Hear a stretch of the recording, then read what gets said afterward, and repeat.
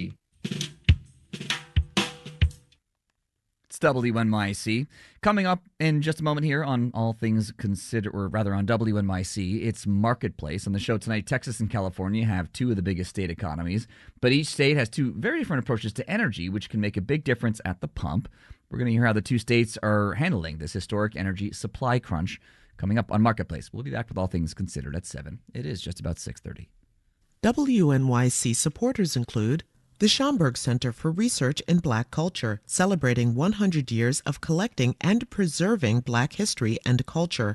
Information on open-to-the-public exhibitions, events, and more at schomburg.org/100. WNYC, independent journalism in the public interest. 93.9 FM and AM 820. NPR News and the New York Conversation.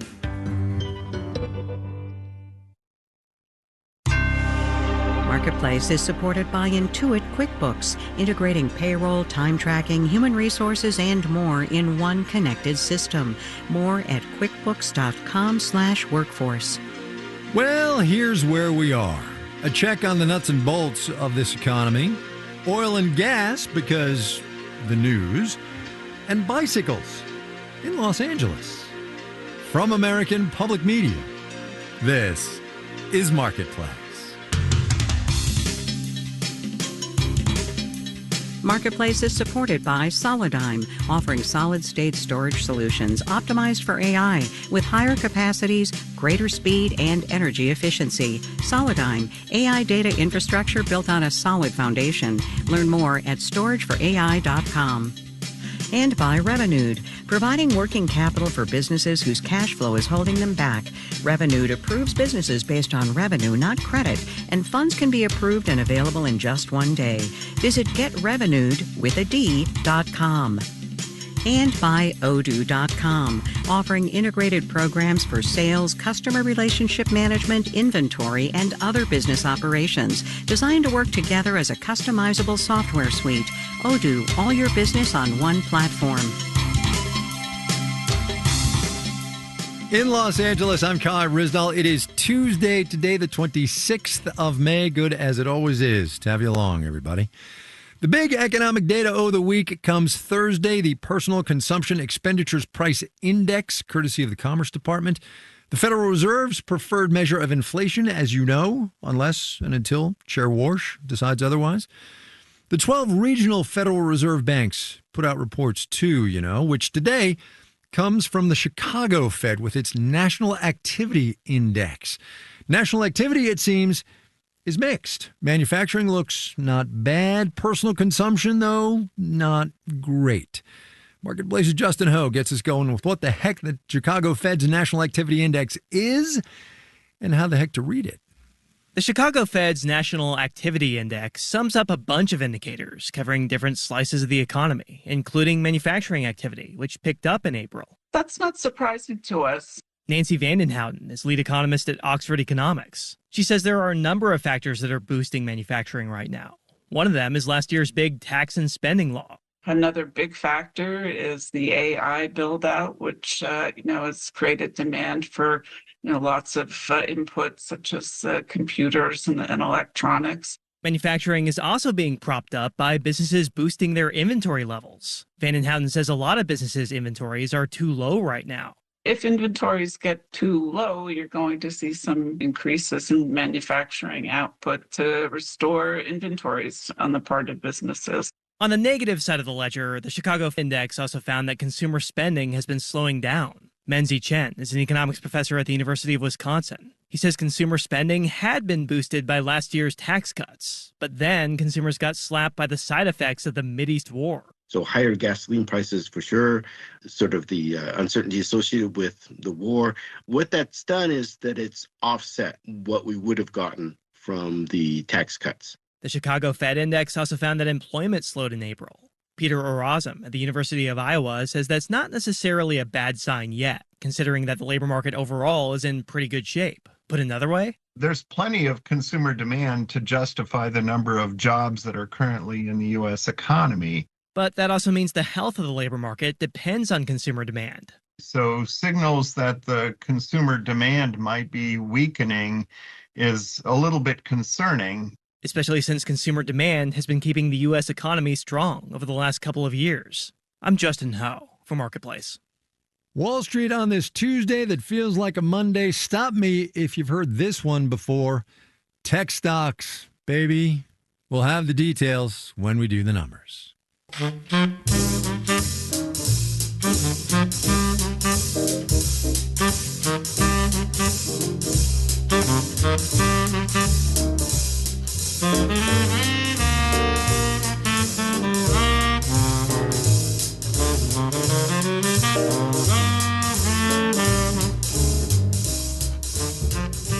I'll tell you what, for all else that ails this economy, and it is not a short list, as you know, this is a good time to be a wholesale club. BJ's reported last week that quarterly revenue was up nearly 10% from a year ago. Sam's Club beat expectations, helped by strong gas sales. This week, Thursday, we'll get the biggest of them all, Costco. It, of the more than 80 million paid memberships worldwide, a number that keeps on growing, thanks in part, as Daniel Ackerman is about to explain, to the higher income customers who are still driving so very much of consumer spending right now. Michael Baker is a retail analyst with D.A. Davidson and a member of both Costco and BJ's. I do try to spread it out a little bit and go to both for personal and professional reasons. Though if he finds himself heading out to shop while hungry... Huge fan of the $1.50 hot dog at Costco, so that's a draw for lunch every so often. Baker says the wholesale clubs, especially Costco, have long appealed to higher income consumers because to get those bulk deals, you need to be able to spend in bulk. You do end up walking out of the clubs having spent a lot of your budget. Recently, more and more higher income customers are opting to do that, says Brian Eshelman of Alex Partners. It's been an ongoing trend, but I think it has been kind of heightened of late because of everything that's going on in the economy writ large. Put another way, says Neil Saunders of Global Data, inflation has been a recruiting sergeant for the wholesale clubs. Costco has seen its market share grow enormously over the past 5 years or so, partly because they are attracting more affluent consumers into their mix. To compete with the growing wholesalers, Saunders says retail brands like Walmart are also trying to appeal to those higher income shoppers. They are making the experience a bit more bougie. They've got some higher end brands, some more interesting products. Because at the end of the day, Saunders says, it doesn't matter whether you have a lot of money or a little money. Most Americans love a bargain. And he says that is what the wholesale clubs offer, at least for shoppers who can afford an 80-pound wheel of Parmesan. That's a real Costco product, by the way. I'm Daniel Ackerman for Marketplace.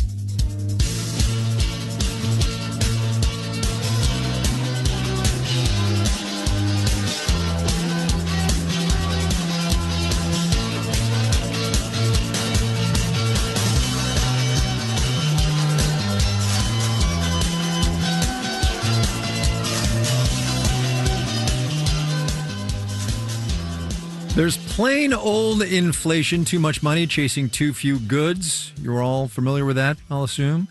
There's shrinkflation, companies trying to get one over on consumers by putting less in a package but keeping prices steady. Now meet climateflation. And don't take it from me, take it from science and data. Emma Court wrote about it the other day from Bloomberg. Emma, welcome to the program. It's good to have you on. Thanks so much for having me. Take me back, would you, as you start this piece, to the summer of 2022 in Europe, the weather, and then the climateflation that happened. Your listeners may remember there was a really bad heat wave that year, and it led to kind of all kinds of issues sort of throughout the European food supply. So, we saw olive harvests getting damaged in Spain. We saw chickens getting really hot in the heat and chicken production sort of taking a hit in the UK. And they estimated for European food prices, it raised those prices by about 0.7%. And then for overall inflation, it was about a 0.3% increase. Now, there's a lot going on that year. There were a lot of other sources of inflation. People may remember, Russia invasion of Ukraine, lots of other sources of inflation. But this was kind of a pretty substantive effect to see from just a sort of a single summer heat wave. Can we talk actually more about that messiness? Because climate deniers will certainly look at, this article and listen to this interview and say, no, you can't actually do it. And the fact is now that economists are really working diligently and in some cases can actually make those connections. Yeah, it's a really important field of study, and it's emerging because central banks are concerned about what the implications of climate change have for sort of their core mandate of price stability, right? They want to keep prices stable. And it is a challenging thing to do because there are so many different sort of inputs into prices. Right. And there's a lot of differences, especially when you look at a global level, when you're trying to, really get your arms around this problem. How do you kind of tease out some of the differences between countries, right? Each country has its own kind of CPI basket, and right. In some countries, food is a much bigger portion of that basket. For instance, you have things like recessions. There's a lot of things that can influence these numbers. Right. The other thing, since you mentioned central banks, the other thing central banks worry a lot about is keeping inflation expectations anchored. And as you point out in this piece, people who are more attuned to climate change may be anticipating higher prices because of climate change. And as we know, inflation expectations can actually affect what prices do. Yeah, I'm really glad you raised this because, as one, economist at a central bank I spoke to pointed out, it almost may not matter if you have extreme weather events, prices rise, but then the inflation cools down, things kind of settle down. It may not almost matter if people think climate change is going to cause price inflation, and then they start acting like that, and they start asking for raises at work and things like that. And then you get kind of the effect of climate inflation, even if initially the initial event was not, super substantive. And also, not for nothing, as inflation goes up, so too do interest rates, because central banks around the world try to control it. And so we all wind up paying more for money as it is. Right. We're talking about central banks being worried about this. What are the tools they have at their disposal? Interest rates, right?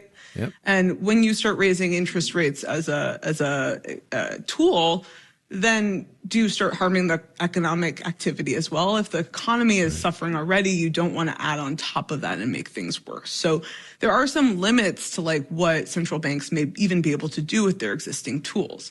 There's also a lot of other tools that not just central banks can think about. For instance, policymakers can think about, what are ways to protect society more from climate change. And then there's adaptation. We know people are able to adjust to climate change and find ways to, protect crops from the most extreme weather, let's say. But we don't know the total extent of how much adaptation is possible. We don't know, can we protect ourselves from all of the climate inflation by, taking all possible steps available to us? Yeah, and the answer is we just don't know, right? We just don't know. We just don't know. We just don't know. Emma Cord, she's a reporter, covers climate and Bloomberg. Fascinating piece. Emma, thanks so much for your time. I appreciate it. Thank you.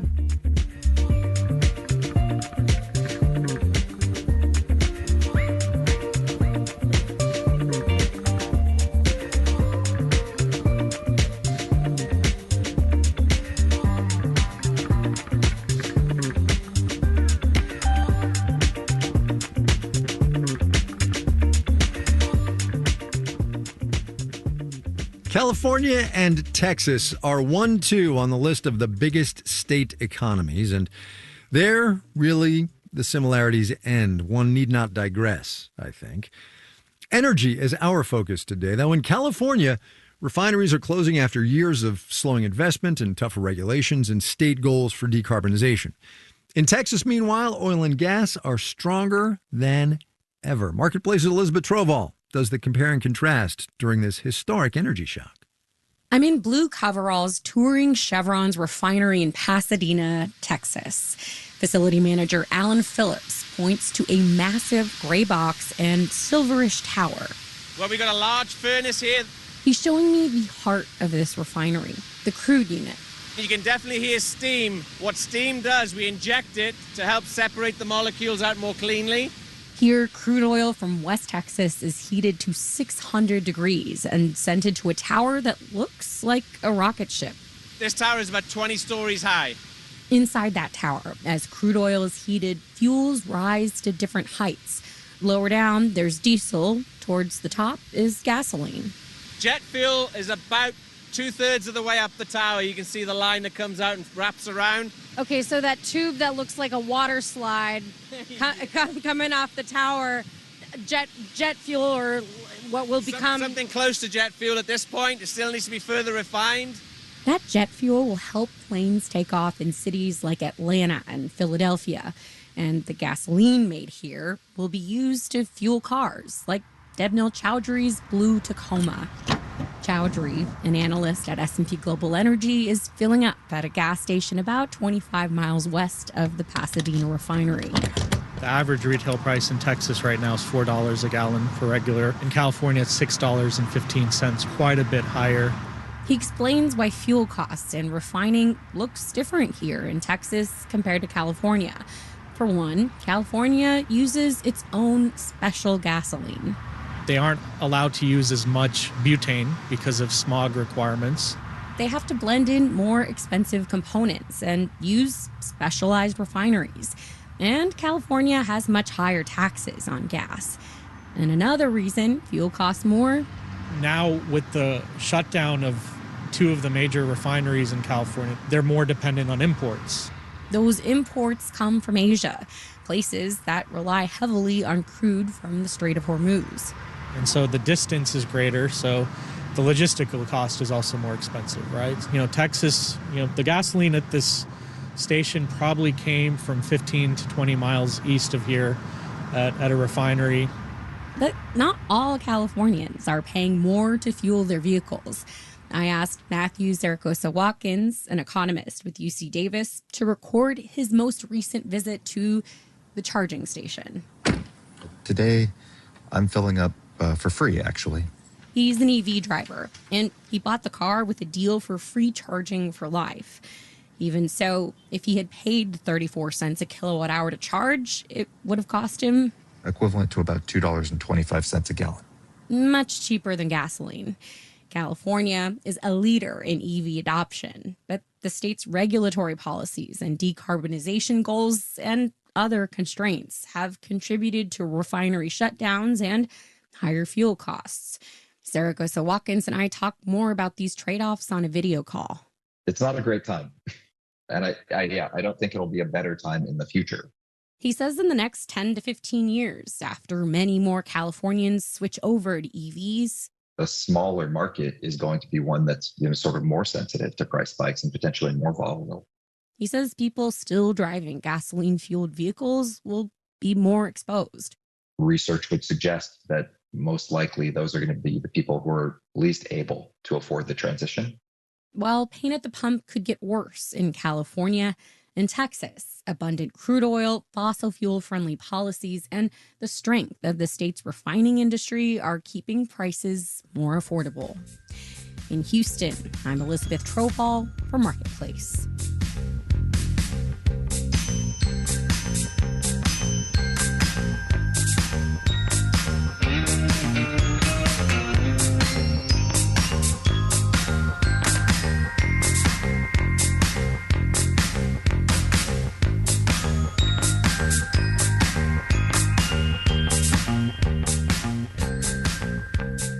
Coming up. Being on a bicycle for 10 years in Los Angeles as my sole form of transportation. Dedication. Am I right? First, though, let's do the numbers. Dow Industrial's down 118 today, 0.2%, 50,461. The NASDAQ added 312 points. That's 1 2/10%, 26,656. The S&P 500 picked up 45 points, 0.6%. 75-19. Chipmaker Micron became the newest member of an exclusive club when its market value, market capitalization, you might say, crossed the $1 trillion mark. Micron Technology up 19 3/10%. Why, you ask?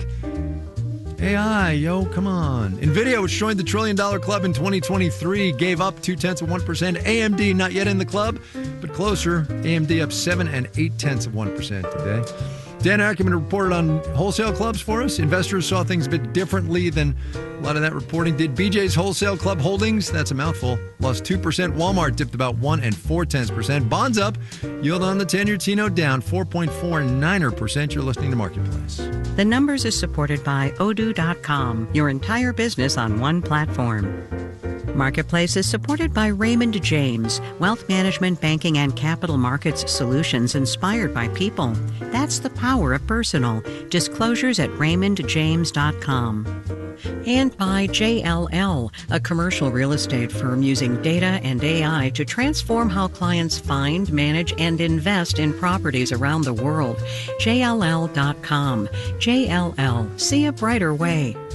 And by Mercury, business banking and financial software to help entrepreneurs send money, create invoices, pay bills, and more.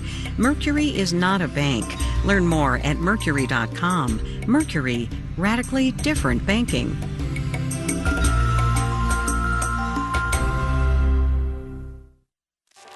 Big news! Radiolab is headed to the Tribeca Festival podcast stage for a special live show in NYC. We'll be headlining the podcast program with this one-night-only live show at the festival's 25th anniversary. Come out on June 9th. I think I can safely promise that it will be sweeter than anything you have ever seen or heard. Tickets are available now at tribecafilm.com/audio. That's tribecafilm.com/audio. Support for WNYC comes from Princeton Theological Seminary, presenting Christian Faith and U.S. Democracy. Where do we go from here? June 14th through 18th. More at ptsem.edu/seminar250. You're listening to Marketplace on WNYC. Coming your way in the 7 o'clock hour of All Things Considered, the New York Knicks are heading to the NBA Finals for the first time since 1999. We're going to get the latest on that and much more at 7. Stay with us. This is Marketplace. I'm Kai Ryssdal.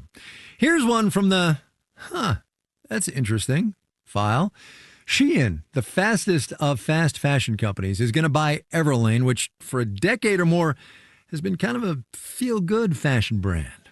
Everlane's millennial customers are having a hard time coming to terms with the deal, but as Marketplace's Kristen Schwab explains, it's just business.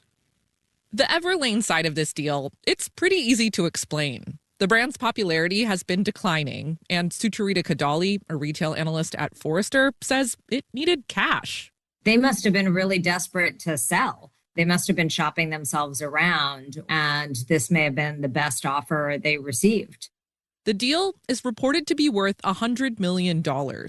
You know, they say politics makes strange bedfellows. I think that desperate retailers make strange bedfellows. While Everlane was desperate to be saved, Shein is desperate to expand. The brand has tried to go public several times, here in the U.S., also in London and Hong Kong. But it's run into regulatory problems, questions about its supply chain and labor practices. Everlane, with its tagline, Radical Transparency, could help clean up Shein's image. I think it would be marketing at this point. It's a way to cover up a lot. Jessica Ramirez is co-founder of the retail consulting firm, The Consumer Collective. So I think that something like this helps give them a positive light that they are trying, or maybe they're taking some of those strategies. Plus, Sheng Liu, who teaches retail merchandising strategy at the University of Delaware, says if Shein wants to go public, it has to go global. Shein is known as a Chinese company, and under the current business or geopolitical environment, Shein definitely face a lot of scrutiny. Now, Everlane is not Shein's first foray into other brands. It had already bought Missguided, a UK label. It formed a partnership with Forever 21. Liu thinks for Shein, this is just the beginning. It has the ambition to become bigger. Shein's business model is evolving.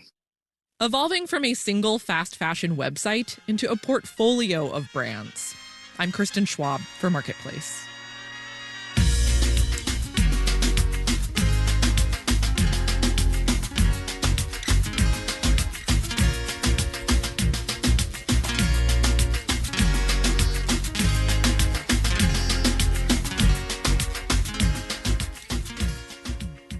We had big box retail with Dan Ackerman. We had fast fashion and big business with Kristen just now. But there are still places in this economy where you can shop local. Here's today's installment of our series, My Economy. My name is Ade. I am the founder of Ride On Bike Shop in Leimert Park, the arts and cultural hub of Black Los Angeles. and we've been here for like a little over 10 years. The idea came from my being on a bicycle for 10 years in Los Angeles as my sole form of transportation. And I got a master's in urban sustainability. So this shop was literally the capstone project. And one of the things that I knew was that I wanted the capstone project that I presented to live, to be alive. I didn't want it to be just, oh, it's a great idea. And then I go on doing some other thing.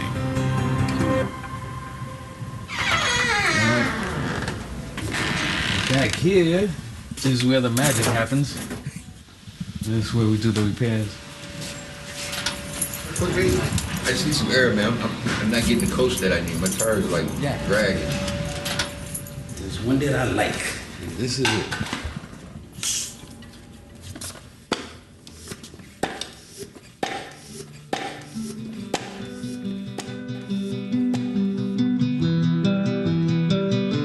Money's going out more than it's coming in.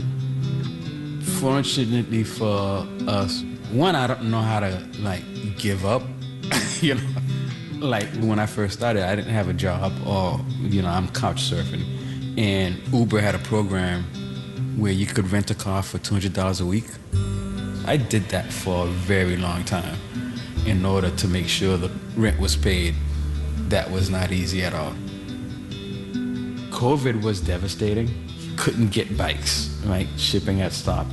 And then when shipping started, everything just like doubled or tripled just shipping. So like anything from overseas was crazy. And now with the tariff war that like this president has been doing, it's just affected everything too. So it's like, we feel it.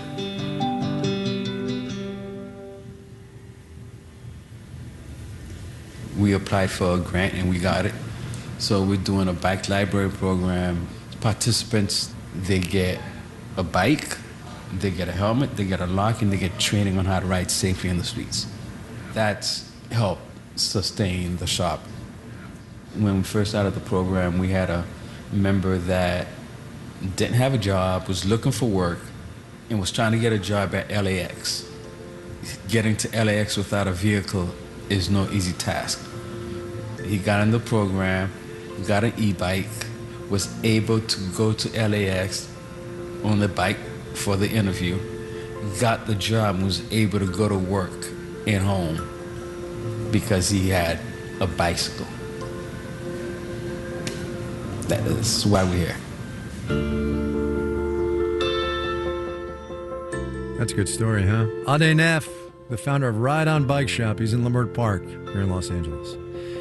Whether you ride or walk or bus or bike, this series, much like this economy, goes nowhere without you.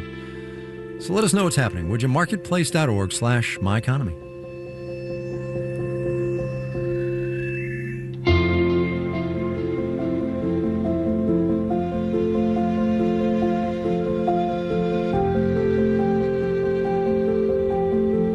My Economy is supported by Intuit QuickBooks, integrating payroll, time tracking, HR, and financials, designed to connect employee lifecycle functions in one system. More at quickbooks.com/workforce. Marketplace is supported by Viking, dedicated to bringing travelers to the heart of each destination with small ship, river, ocean, and expedition voyages, offering cultural enrichment and immersive experiences. Discover more at Viking.com. And by Amazon Business. With smart business buying, AI tools help to optimize user experience for purchases paired with delivery options built for business. Learn more at AmazonBusiness.com. This final note on the way out, in which history continues to be cool. The Dow Jones Industrial Average turned 130 years old today. 1896, Charles Dow is the guy who started it. No Jones back then. Just 12 companies on day one, among them American Cotton Oil, Chicago Gas, National Lead, Tennessee Coal and Iron, and General Electric. GE, by the way, the longest-lived Dow component, got the boot in 2018. We covered that when we were there. Jordan Manges, Anil Maharaj, Janet Wynn, Olga Oxman, and Virginia K. Smith are the digital team. I'm Kai Ryssdal. We will see you tomorrow, everybody.